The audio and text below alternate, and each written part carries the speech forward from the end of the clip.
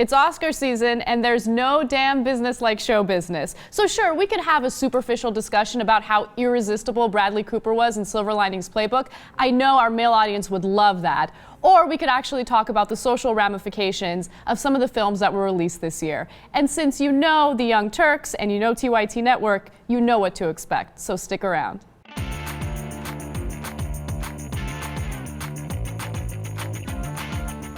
Welcome to The Point. I'm your host, Anna Kasparian, and we're doing a special pre-Oscars edition of The Point. We're going to talk about show business a little bit, but we're going to do something a little different from what other shows do. We're not going to talk about the Academy Awards at all. In fact, we're going to talk about some of the movies that came out this year and the controversies surrounding them. So, of course, we're going to start off the show by talking about Django Unchained. There was a lot of drama involving the N-word, so we'll talk to our panelists about that. Then we're going to discuss Innocence of Muslims, which of course had a lot of controversy surrounding that as well, especially when it came to the Arab world. And finally, we're going to talk about J.J. Abrams being the new director of Star Wars. Now, before we get to all of that, let's meet our wonderful panelists, starting off with Wayne Federman. He is a comedian and actor with credits that include Curb Your Enthusiasm, 40-Year-Old Virgin, and Knocked Up. Right now, he's gearing up for the second annual Wayne Federman International Film Festival, which opens February 28th at the Cine Family in LA with Sarah Silverman, Nick Kroll, Bill Burr, and other comedians showing classic films. Exactly right. All right, thank you so much for joining us. I can't wait to have this discussion. Can't wait to talk about Innocence of Muslims. Yes, Everyone's talking about that. Everyone's talking about it. It's going to be incredible. All right, Alonso Duralde is a nationally syndicated film critic for The Wrap and the co-host of the Linoleum Knife podcast, but most importantly, he's a fixture here at TYT on our network's weekly movie review show, What the Flick. Alonso, thanks for joining us. It's great to be in the room. And last but certainly not least, Jackie Cation is the stand-up comedian whose 2010 album, It's Never Going to Be Bread, was named as one of the top comedy albums of the year by Amazon.com. She also hosts the wildly popular Dork Forest podcast. Yes. And I also just say she just was on Conan O'Brien last night. Yes, just last night did Conan O'Brien. And how was that? Did you have a good time? I had an amazing time. All right. It was great. I felt like Rudy. So I've been doing stand-up a long time. Sounds good. Rudy Huxtable? Or, oh, no, the Rudy the football. Okay. Oh, I see. Okay. All right, well, let's get to our first segment, and it has to do with Django Unchained, a movie that I'm sure we've all seen. And of course, there was a huge brouhaha about the N-word being used too often in Django First of all, Unchained. can I just interrupt and say you're not using the word? You will not say that word. I have said that word. You have. Only in anger, though, right? Context? You've only said it in anger. Well, right now Did I somebody feel like cut you off and you yelled at them? oh, that's That's almost the every only day. time. The only time I ever use it is when I'm Actually, it was full with of Oprah. rage. It was kind of awkward. No, if I'm reading a direct quote from someone, You will use it. I will use it, but I feel like it would be gratuitous right now. But anyway, that's No, but I do feel like that's the crux of the thing. Mm-hmm. I feel like that's the crux. It has become Voldemort. It's the thing Yes, that nobody yes. wants to say. Thank you. know. I like that we're discussing the point before watching the point. But first, let's go ahead and watch what Cenk Uygur had to say about Django Unchained. Let's do it. Let's watch. do it.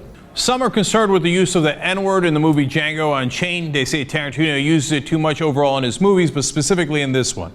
I don't agree. Was it disturbing? Absolutely. Was it supposed to be disturbing? Absolutely. It's 1858 Mississippi. They're in the middle of slavery. Number one, did they use the N-word that much in real life? Absolutely. Honestly, I think Quentin Tarantino made the best point on this in an interview with Henry Louis Gates Jr. when he said, did you want me to lie about it? Did you want me to use the word less than they use it in real life so you wouldn't be bothered? Well, I think that's a devastating point. I think he's exactly right about that. If it bothers our contemporary ears, good. So then we know the reality of what was happening at that time. You know, I understand that some African Americans were justifiably concerned about when people laughed in the movie, and including at the use of the N-word, and that all of that was jarring. It's true, but the movie was supposed to be jarring. To me, it haunted me.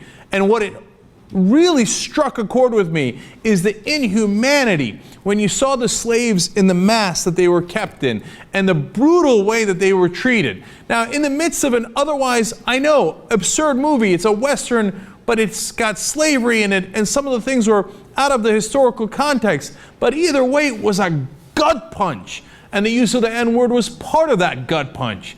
honestly, it has stayed with me more than any movie this year. It's partly because of how jarring and disturbing the movie was and how it put slavery in your face and said, this is how brutal and awful it was, in the midst of somehow entertaining you. Now that is something that is very hard to pull off. I think Tarantino did pull it off.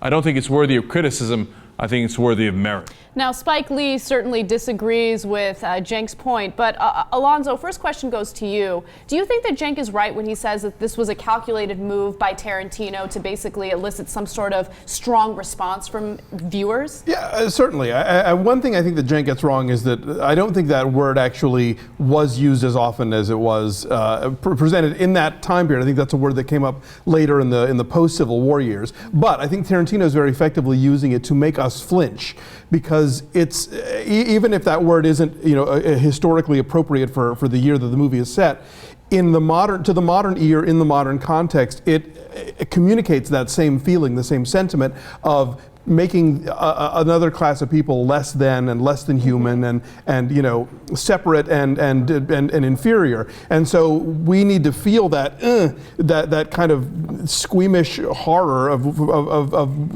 white guys talking like that. And that word, whether or not it's historically appropriate, conveys that feeling to a modern audience. What is the historical?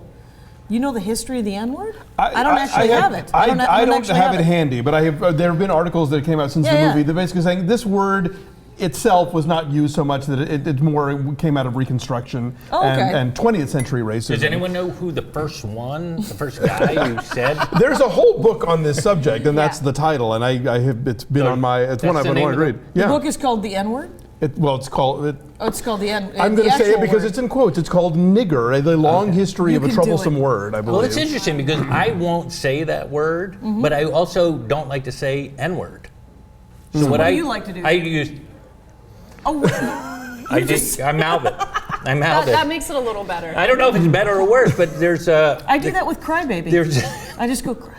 Oh, I see. Yeah. Because there's a comedian, Louis C.K., who does a whole brilliant routine about N-word and saying in that it's worse to say the N-word. And his point is, and I think there's some truth to it, by saying N-word, you're abdicating our responsibility, but the person who's listening it's now in their head, the actual word. They know exactly what you're saying. No, but you're forcing that person to say that word in their head. So that's even worse than saying it out, than you saying it. Now you're forcing someone else to say the word in their head. Here's my point about Quentin Tarantino, though, is that people say he's just doing it for shock stuff. Who's shocked that Quentin Tarantino all he does are movies about revenge fantasies. That's all he does. If his next movie is not Jesus pulling himself off the cross and killing Romans with a swath of sword play, he's dropped the ball. He's missed an opportunity. Because I heard there is going to be a third one of these historical revenge. It's all with his Inglourious Bastards and with Kill Bill and it's all revenge fantasies, And certainly, if nothing else, he's less interested in history than he is in other movies. Yeah, so let's discuss that a little bit, because I feel like there's been a tremendous amount of pressure on him to, hold back when it comes to violence, when it comes to the N-word or to, I feel like just the opposite. I feel like he's been encouraged, and I'm glad he's been encouraged. Right. I feel like there's been a 98% is like, go Quentin, and then 2% are like, hey, knock it off, that's offensive, you're but you're out of bounds, stop glorifying violence, stop using that language. But for the most part, he can make any movie he wants. He's one of the few people in Hollywood that has a green light to make any movie he wants without any topic. On any topic without he wants to make it and the way he wants to make it without script approval. No, I love that. I'm glad that he has encouragement to do what he wants to do, but at the same time, Django Unchained came out in a very tumultuous time of the year. I mean, after Christmas? Always. Is that what you're saying? Speaks to me. Always Christmas. Exactly. Is the I love worst. that I don't have to finish what I have to say. You know exactly what I'm thinking. Yeah, But people are getting gifts, people are violence and all disappointed. that stuff, you just Sometimes you type get it. a gift, but it has the gift receipt. You don't know how much it is, but you can still take it back to J.C. Penney. No, but you even had Jamie Foxx kind of Yeah. speaking out against the level of violence that was depicted in the movie. Right. So Yes, I too would like it if Quentin Tarantino would do a remake of Fletch. That would be lovely. It would be a beautiful thing if he would remake Fletch, because I think he, quite honestly, if you can remake a classic like that. it is a classic, and but I think it could. I think he would do an amazing job. He would do an amazing job with it. Well, going back to what you were saying about the time of year, I mean, I saw Jack Reacher within a week of the Sandy Hook shooting, and that film opens with a mass shooting, and I just remember thinking, are they kidding with this? Really? Now we're going to see this now? And it never occurred to anyone that let's maybe pull this out of release for a couple months or something. No, it's like, here we go. So, I think Django Unchained operates in such a Tarantino level of not cartoonishness, but certainly hyper, way past any notion of reality. I don't even think of that violence as being equivalent to anything that happens here on Earth. Whereas in Jack Reacher, it's very kind of clinical. You see this kind of terrorist act unfolding, and it's like, this is really uncomfortable right now. Let's go back to the words that were used in the movie. Is there? Be careful. Is there an instance where using the N-word is gratuitous? And have you seen a movie where it really was jarring and in the most negative possible way? I mean, I think we all know the unwritten rules of that word. It's like any black guy can say it anywhere without any repercussions. Right. No white guy can say it outside of comedians, poets maybe, and filmmakers. And then, or if you're at Coachella and Kanye says it's okay. Yeah, but even at, did you say Coachella? Yeah, is that called Coachella? When Kanye performed there and they did Gold Digger, he told the audience, he goes, "This is the one time you're allowed to say that word. If you get to sing along." Given that thing, but I mean, it's much of hip hop. And a lot has of the word too much for me. Too much for you. Too much for me, and mostly because it's.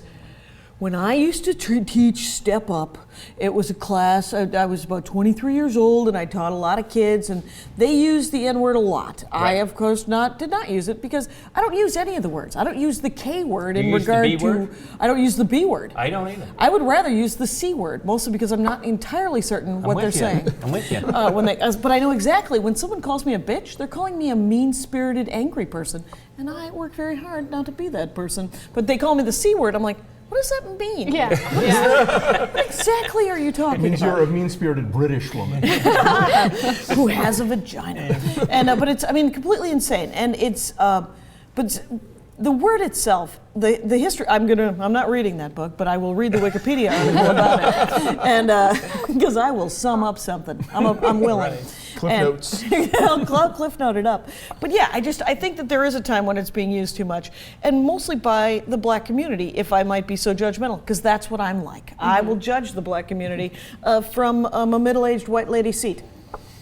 Right. All right. Okay. I don't know if they're using it too much, but I don't use it. How much artistic freedom does a director like Quentin Tarantino get? Well, he has complete. Mm-hmm. He's one of the. That's why I'm saying he is a very unique guy in the history of even modern filmmaking, and that he has complete. I mean, there's very few. If you're saying theoretically who has that freedom, I would say anyone who is an artist. Right. But yeah, in terms of in the practical sense, Tarantino is in that very small kind of final cut club where what he says goes, and I think I genuinely do believe he is an artist, and I believe that he used it in an artistic fashion. Because the thing is you can say, well, why don't we take the N-word out of that movie? I was like, well, why don't you take all the slaves that are in chains and in masks out of that movie too? No, I don't think that's the point. The point wasn't so much like, don't show the horror of slavery. The point was that they felt like Quentin Tarantino was using this as a shield, as a cape to I'm going to just be able to now throw the N, because he had been criticized before for using the N-word too much. There's a history there. Yes, he has a history of it, and just now I have this ultimate shield against any criticism because I'm talking about slavery, but still going to be super provocative using, and he might have been, and it might have been his way of doing it. I don't know, but I loved his movies. So Spike Lee was one of the most outspoken critics when it came to Django Unchained. And first, let me just note that he didn't see the movie before criticizing it, and he admitted that he had no intention of watching the movie because he felt like it was disrespectful to his ancestors. He said that it was belittling, and I'm paraphrasing here, but belittling what his ancestors had gone through. Right. And did you guys get that sense at all when you were watching the movie? Do you feel like it didn't, depict slavery in an accurate way? I'm not an expert on slavery. I thought it was brutal. It was brutal. Again, without enough information, I will make this statement: Yeah. is that I felt that about *Inglourious Bastards*. Okay. I felt The that slavery. yeah, that the genocide was sort of belittled by this revisionist history. We're gonna go kill Hitler, you know, and you're like, dude, that's what video games are for. You know, video games are for that. Well, they're not movies where I mean, the thing is people, it's like watching Forrest Gump, where people think that Forrest Gump was standing next to JFK. But again, I don't think that Tarantino is nearly as interested in history as he is in old movies. No, Yeah. specifically remaking movies that he loved growing up. So, what movies were those? well, that he was making everything in this one? in this one. Well, there's the blaxploitation film. There is specifically the blaxploitation western, which often dealt with issues of, if not slavery, post-slavery. Right. You know, again, I'm going to say this word because it's in part of the title. Fred Williamson made a movie called Boss Nigger in 1975. Wow. You know, so he is, as always, operating out of a very specific film language, film history, and sort of putting it through the meat grinder of all of his other interests and influences and coming out with his own thing. Okay, so it's a Munchkin mashup of a bunch of other movies. Yeah, like No doubt pretty much about it. all of I mean, Tarantino's we'll hit films, that- but he does Okay. them. He does it really well. But yeah, that's he is all about. You know, he's a hoarder basically who just, you know, has seen all these films, has kind of run them through the Tarantinoator, and you know they come out as a new thing, but they are all very much rooted in a specific film past. Yeah, there's no doubt that movie is a western. Yeah. Yeah. I mean, right up to the end. I mean, it's and that he used that iconic. All right, we all know what it is. Now I feel like a jerk critic, like, hey, this is what he was doing. But yeah, I mean, I thought it was spectacular, that movie. Do we all agree that it was a great movie? For me, it was. But I'll agree that let he's me. an amazing filmmaker. Can I go back to your question, which is an Absolutely. interesting one? Is are you allowed to criticize a piece of art that you haven't seen? Yes, I think would that's a love you very guys to interesting answer thing. that Go question. ahead. The Spike Lee? Yeah, I think it is interesting because I know people have criticized Birth of a Nation with never seeing Yeah, well, that movie. It's my job Right. to see this stuff, so Right, I don't right, think right. anybody else gets off the hook. I think if you want to have an opinion, critic. you got to sit through You it. do. Yeah. Yes, You absolutely. cannot have an opinion without sitting through You it. can have an opinion about what you think it's going to be or what you think the intentions might be, but you can't actually criticize the work without seeing the work. I agree. You can't say anything about it? You- No, no, no, no, no. Let me ask you I this. agree Let me with- ask you. Go There ahead. was a movie called, all right, I'm going to blank. It's like White Dog or something White like Dog, yeah, Sam Fuller. Okay, Sam Fuller made this movie about this racist dog, right? Right. Dogs. And there were people who were like, I don't want to see this movie. This is a dog that only attacks black people, right? Right. It was a dog. Did you that- see it? I have not seen the film, but I know of it. It's a dog that had been trained by a racist to attack black people. A white actress adopts it and tries to basically deprogram Oh, it. okay. And yeah, it's a film that has made people uncomfortable. But again, I don't think you're allowed to have an opinion about White Dog until you see White Dog. That's I just, agree. you know. I You do agree. So- I mean, you're allowed to, as Alonzo said perfectly, you're allowed to make a prediction as to what the movie is about, but you can't judge the work until you've seen the entire So thing. Spike Lee is So out of bounds. I think Spike Lee was out of bounds. There's no question Spike about Lee's it. out of bounds. Spike Lee can Yeah. impugn the motives of Quentin Tarantino. He can talk about the Tarantino films he has seen and why that makes him think that he's not the right Right. choice to make this film. He can talk around it all he wants, but he can't actually talk about the movie Right. until he sees the Just so movie. you know, we are now talking about criticism of criticism. Well, what I Welcome think to is my that world. You can, Criticism of you can criticism. have, in my opinion, I can have an opinion about a movie in the fact that I'm not going to see that movie. Sure. I don't want to see that movie. But you can't speak out against it? I feel No, like you can. No, I say that I can say I don't want to see that movie because it looks terrible. That's my opinion of that movie, and I can tell you why I think it looks terrible without seeing the movie. Well, isn't that That's what cousin Spike to Lee. what? Yeah, that's isn't Jackie so a cousin to what? I'm all what right with Spike Lee Spike did? Spike Lee was very specific So- in what he was Spike saying. Lee He was called saying that he movie an was- insult to his ancestors, and he Exactly. hasn't seen it. That's true. That's He said that the film think you're itself making- was an insult. The fact that it was made, or the fact that the movie itself was, without seeing it. he already assumed that the movie was going to insult his ancestors. Right. So you have to watch that movie to actually figure out whether or not that's true. You can't just make that prediction. So, all right, well, we got to take a quick break. Let's do that. And when we come back, we are going to talk about Innocence of Muslims.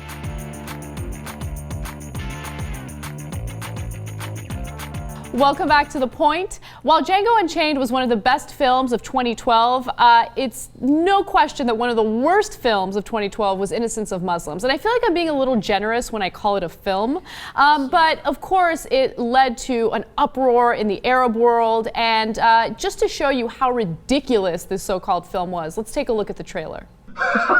And this shall be the first Muslim animal. What is your name? Jafar. His name is Jafar. Jafar, do you like the women? No. Jafar does not like the women. Now that was put together by a Coptic Christian individual who posted it online in July of this year, but it didn't get attention until September of 2012. And of course, there were mass protests in Libya, in Egypt, in much of the Arab world, and YouTube actually had to take the film down or actually censor it when it came to those particular Arab countries. Now, Jackie, first question goes to you. I mean, do you think that it makes sense for anyone to get upset at a movie that terrible? Sure. This guy is neither an artist nor a filmmaker because the film is terrible. In my opinion, inflammatory hate crime, not a film. Mm-hmm. Really?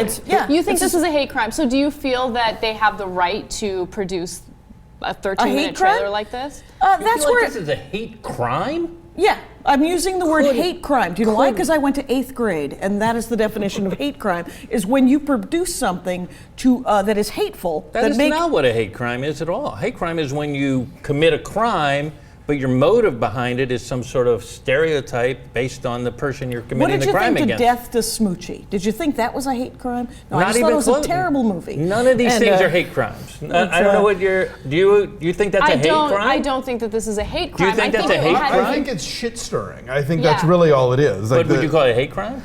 So you're saying that? So you don't like the semantics. You don't like the term hate crime. But shit stirring, that's okay. I think if they were beating somebody on the head with a copy of the film, that might be an actual crime. I think this is a movie that is set out to, with the sole purpose to inflame people. Well, there are white supremacists in this country that can still gather. They can say hateful things. Right. They can't do hateful things or violent things toward, black people or Jewish people. Yeah, but they can come together and they could say whatever they want. And that's protected under the First Amendment. That church in the Midwest, who I will not dignify by naming, can show up at all the funerals they want and say all the things they want to about gay people. And it's vile and disgusting and inflammatory, but it's not criminal. Is that a Baptist church? Yes, they call themselves that. The actual They call themselves all kinds of things. They call themselves Christians. They are protected by the First No, I Amendment. feel like, I know this is off the track, but I do feel like this is the crux of what this is all about here. It's like, this is a fascinating discussion because that's what this is all really about. It's really about whether or not this type of speech or this type of artistic freedom is really a freedom. Should people be allowed to make films like this? But I think that people are being prosecuted. Slandered.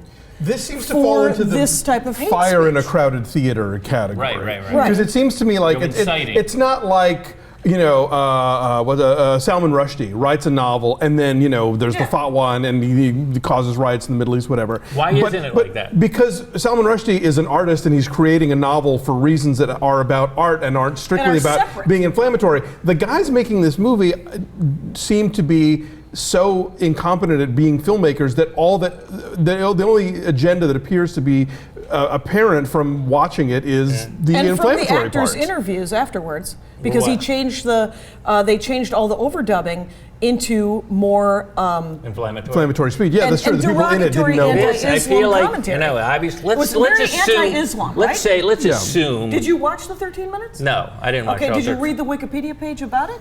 No, but Did you do anything? But you got no. I just had a lot of opinions about Django Unchained. So go. No. My point was more about let's assume they're going right up to the line. They're trying to be provocative. They're trying to incite. They're trying to maybe slander. Absolutely, give them complete license to do all of those. I would rather err on the side of this film being made, than on any government saying this is wrong. That's my feeling. Unfortunately, I think I kind of agree with you in terms of I think you get an agreement. Because as far as First Amendment goes, yes, everybody has the right to be as big of a dick as they want to be. That is you're correct. I can go around and say the N-word and gather with other like-minded racists and anti-Islamists and say all kinds of stuff.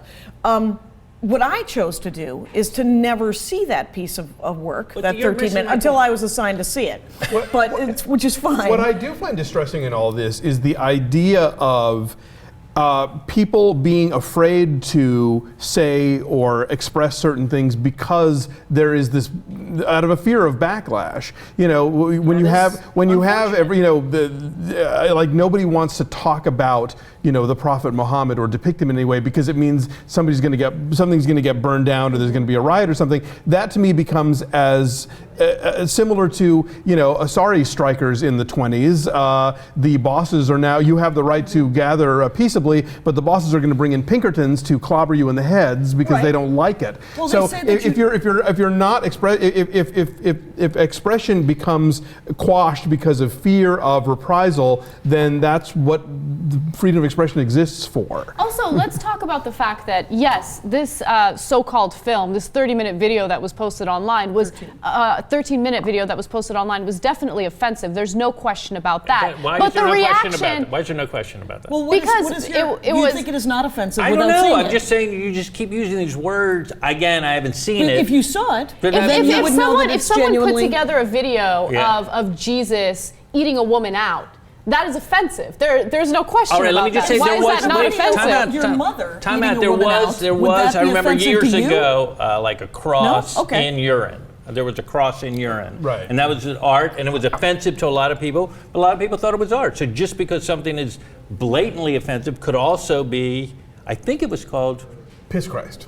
Piss Christ. Yeah, Good that's, call. I think. You know things. Andre Serrano. Okay. Yes. Okay. You know the artist? So, nice But work. that even if Tell me it's that. even if it's considered artistic, it's still offensive because you are Because going of out of the- your way to criticize and to belittle someone else's religion. Now, Piss Christ, you feel like shouldn't be able no, to do no, that? you're not. No, you're you're still misinterpreting. allowed- 1 second. You're misinterpreting what I'm saying. Okay. tell me. I do not believe in censoring any type of art. Okay. If it's criticizing someone, well, that's too bad. Okay, people are allowed to be offended, but you can't censor someone's artistic ability. So, Piss Christ, yes, it's offensive. I believe it's offensive, Right. but that doesn't mean that I want to stop the artist from doing what he or she is doing, as long as it's not physically harming another individual. Yeah, I mean, I'm an atheist, so I have no dog in this hunt. Right. But yeah, I think ultimately it boils down to, it is allowed to exist, whether or not you want to support it or look at it or have anything to do with it. If you want to, boycott the museum that's accepting it or whatever, that's all within your right to do. It's when it becomes you're going to burn down the museum it's in, then that's another issue. So what is the point? What is the point of reaction that's okay? In other words, you're allowed to use free speech to combat what you would Free think speech, of it. In other words, you think this film is offensive. I don't like it. You can use. Do you know what I do? I don't watch it. Exactly. That's what I do. Right. Exactly. What do you do? I agree. Yeah, that's what I do. So if I you don't know, I choose didn't not watch to, don't it, watch obviously. So, See? and also the reason why I started this discussion in the first place is because yes, while this film might be offensive, at the same time the reaction didn't make sense. The reaction to the film was to kill innocent people that had absolutely nothing to do with it. I feel like this film was more of a scapegoat. And it was just something that was used as a trigger to have these protests and have this violent reaction. Because, I mean, think about what the U.S. is doing in the Arab world right now. Like, we're going in there, we're screwing shit up. And they're looking for anything to be able to vent, to justifiably vent, and release any type of anger that they have because of our actions abroad. And there's actually a history of this kind of thing in the Muslim world about the arts and about the representation of Muhammad. I mean, there was the cartoon stuff that happened, but even if you go back to the 70s, there was a movie called Muhammad, Messenger of God, directed by a Muslim, Mustafa Akkad, and that was a film that caused a lot of problems. And in fact, fact, I think there was there were hostages taken in D.C. before its premiere. There were riots in the Middle East. Like, it was a very hot button kind of movie. So somebody knows that if you really want to get the Arab street, as they call it, in an uproar, you like throw Muhammad into a magazine or a movie or something, and stuff gets crazy. What's incredible is this video got no attention in the United States. No one knew what this was about until someone had translated it to Arabic and shared it in Arab countries. Right. And then all of a sudden it becomes a huge deal. So I do definitely think that it was used as a scapegoat. I think that our foreign policy plays a bigger role in the reaction. And you don't think the Muslim world has a bit of like a anger management problem? I do think they do. I do think they do. I mean, if someone, I'm Armenian. Let's not blanket all Muslims. No. That's not to say that at all. The more, the fringe that does this stuff definitely needs to like chill out. They seem to react in a. Who they? Talking about the Muslims. The evangelical, whatever you want to call them. They're the hardline fundamentalists that definitely have an overreaction to stuff like this. Possibly the Westboro Christians, and then also the fringe of the Muslims. Oh, and exactly. Have you met crazy Jews? I have. Yeah. Have you met some crazy atheists? If fundamentalism is the issue here, not it's Islam. fundamentalism. And that's a very good distinction to make, because oftentimes when we talk about religion, it does sound like we're making blanket statements, but it's really about fundamentalists, the people who do lash out in a violent way when they get criticized. So that was the fundamentalists who put the fatwa on that was the Ayatollah put the fatwa. That was a government Iranian sanctioned thing. Yeah. All right. Well, we're out of time for this segment, but when we come back, something a little more lighthearted. J.J. Abrams will be directing Star Wars, and there's a lot of criticism about that. So we'll be back with that discussion and more.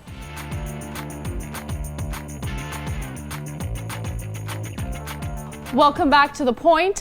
We are about to do our final point, but before we do so, I just want to note that I love that Alonzo and Wayne are wearing essentially the same outfit for the show today. We had no idea. Very nice. Called beforehand. It's a little patriotic too. I love the red, white, and blue with like the black sweater on top. Looking good, looking good.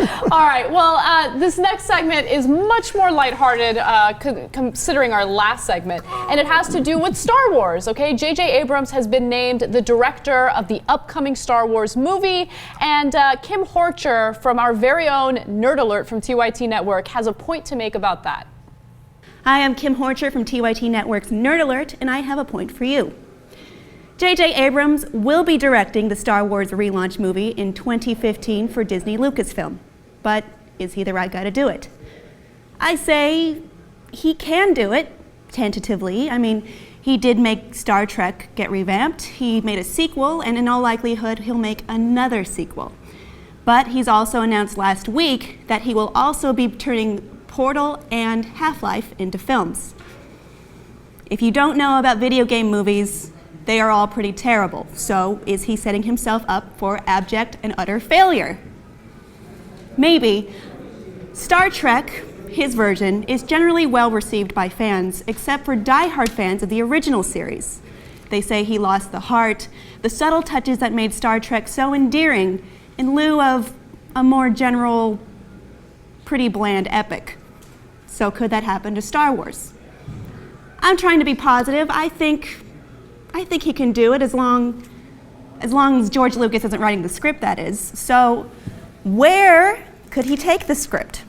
Some say it shouldn't go anywhere, making the prequels was already too far. But I say there's plenty of untold stories in the Star Wars universe, or at least not told through movies. For instance, the Clone Wars on Cartoon Network was very good, as well as the expanded universe with Jaina, Jason, Anakin, little Anakin, and Mara Jade. So, what do you think?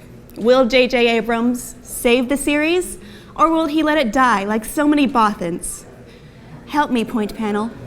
All right, I gotta be honest, I didn't know half the stuff she was talking about in that video, but that's okay, because I did understand the part about J.J. Abrams. You can explain Glass-Steagall, it's all right. We all have our, we all bring something to the table. Exactly. All right, but let's have a little discussion, Wayne, about J.J. Abrams. I mean, it's incredible how many articles, how many videos have been made about J.J. Abrams. I mean, there's so much controversy, and there isn't even a script yet. I mean, do you think that this is justified?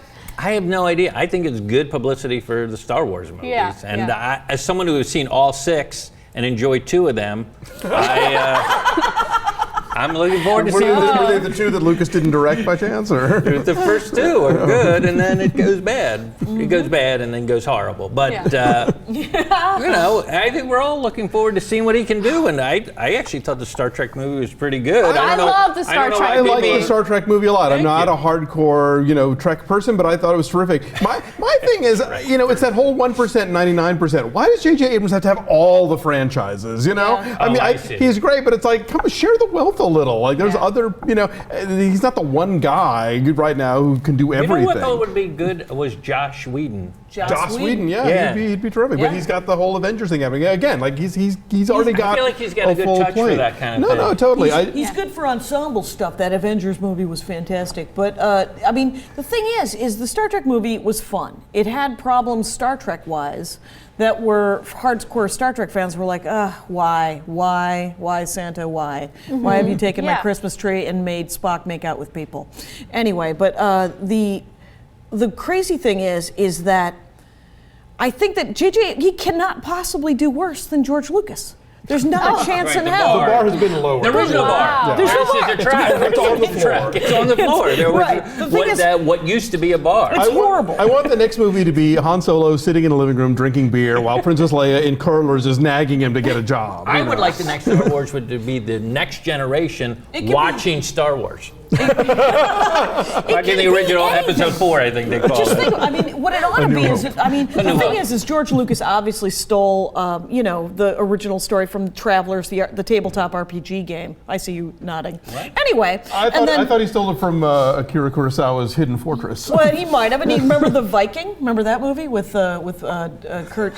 Tony Curtis. Tony Curtis was in it too. There was that scene where Kirk Douglas and anyway. So, but the thing is if he turns it into a Firefly, right? Which is why the Joss Whedon thing makes sense. Because it's got to be a smuggler movie. That was the best thing about Star Wars is that Han Solo was a smuggler. And that was where the adventure led. And it was, you got Jedis, that's fine. But if Jedis are so powerful, you need someone who isn't a Jedi. So I think it's going to be good. I think you need to make an appearance on Nerd Alert. That is an attainable goal, as my long friends. as they promise to never use the word midichlorian again, I would be very happy about that. So what can J.J. Abrams do to royally fuck this up? Well, any number of things, I'm sure. Yeah. Any sort of tiny dolls that are talking? Any sort of three-eyed, plastic-faced singing people? Letting Felicity get a haircut. Big mistake. That actually was a big mistake. Yes. I We're all that. still paying for it, I think. So, are you all planning on seeing it? I know Alonso is forced to see it. Job, yeah, it's your job. But is it something probably. that you guys are excited about? Well, yes.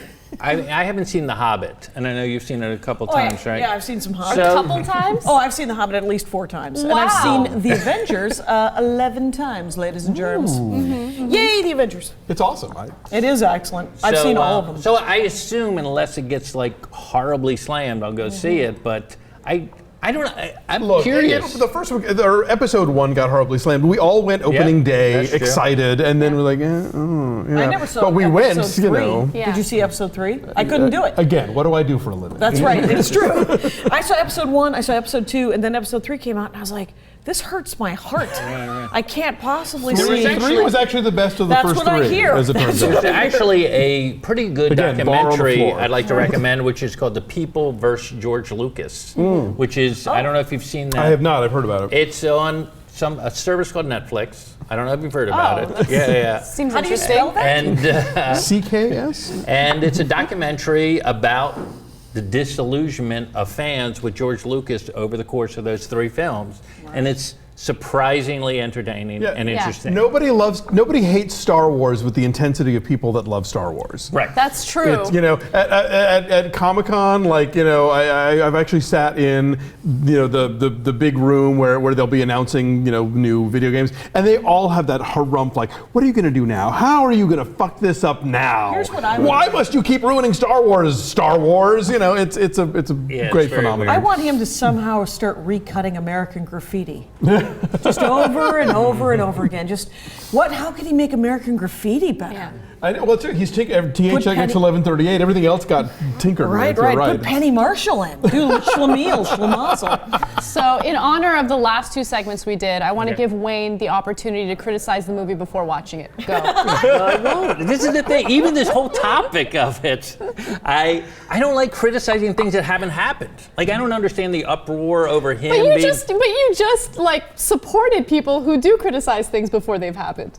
Like Spike Lee criticizing a movie that he hasn't seen. No. I was more asking, like, what is proper criticism? Like, are you allowed to criticize a trailer? Are you allowed to criticize a Wikipedia site about a movie and then knowing if you're criticizing the trailer, yes. Right. That was more what I would think. So I am not going to criticize what J.J. Abrams is going to do in this movie. But I know we were talking earlier about Zero Dark 30. Did you see that? There was a lot of criticism, but that was a movie that came out, and I think that cost her a Oscar director nominee. Do you agree with that? There's any number of reasons of why she didn't get nominated, but I'd say any chum in the water will definitely mess with your Academy Award stuff. But who knows what? So we'll know next weekend who wins the Oscar. Is it when it's happening? The Academy Awards? They're next weekend? Yeah, it's a big thing. It's a big thing.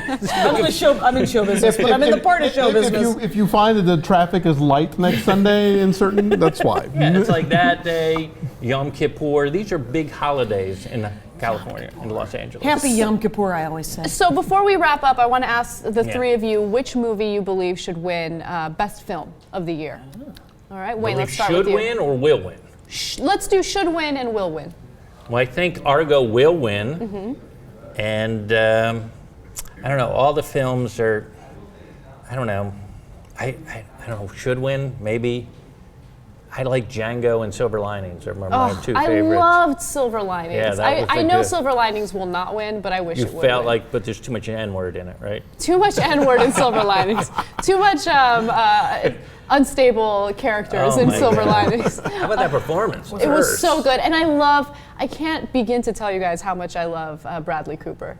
Like, I can't get enough of him. He's dreamy. He's dreamy, he's talented. His face is a little weird. I like that. He's not like the typical looking Hollywood actor. He has something very unique about him. Have you watched that YouTube clip where he speaks French? No, I don't. You will melt. I can't watch that at work. Is that the closer? that is the panty dropping moment when he starts speaking French fluently. It's something else. Alonso, go ahead. I agree. I think it's going to be Argo, and given the choice of the 9 nominees, I would say Silver Linings Playbook. My favorite film actually is up for Best Documentary Film, and that's How to Survive a Plague. More than Sugar Man. More than Sugar Man, and it's and Plague is again on the Netflix that you recently mentioned. Yeah, I've seen it. All right. I've only seen Moonrise Kingdom, and I think Avengers was the best movie of the year. All right, Avengers, we got it. All right, sounds great. Established. It was on my top 10. It was a great. Avengers. As a movie goes, it's a great movie. But I do want to see Argo, and I want to see Lincoln. I want to see a lot of movies. Anybody want to? I saw Rise of the Guardians. Did anyone like that cartoon? It was a good cartoon. All right. Well, unfortunately, we're out of time, but I want to thank our excellent panelists today. Wayne, thank you so much for joining us. Where can our audience learn more about you? Well, obviously, there's a website, which is my name, then a period, and COM. All right. That's the way I do it. And on the Twitter. All right, Wayne Fetterman. At Fetterman.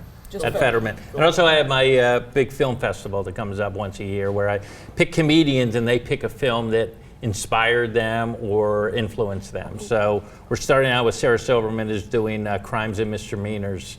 And we got Nick Kroll and Bill Burr is doing a movie called The Dirty Dozen, believe it or not. Wow, okay. Yeah. So it's over a few nights at the end of the month, February 28th through March something at Cine Family. Excellent. Yeah, so you can go to my website or I don't know. All right. Look it up. Website sounds like a good place for people to go if they want to learn more. WayneFetterman.com, obviously. Sounds good. Alonso, other than What the Flick, which is the best right movie here on Young Turks. Yeah. I review regularly at The Wrap. I co-host a podcast every week called Linoleum Knife, which you can find on iTunes. And I, too, have a website that is myname.com. So people can go there or follow me on Twitter, Aderalde. We're the same. I know. Internet presence. You are my brother from another mother. And Jackie, please tell the audience more about yourself. Well, I too have done that thing with the name and then the .com. So JackieCation.com is where my website is. The Dork Forest, Dork on Dork Dialogue. That's my podcast.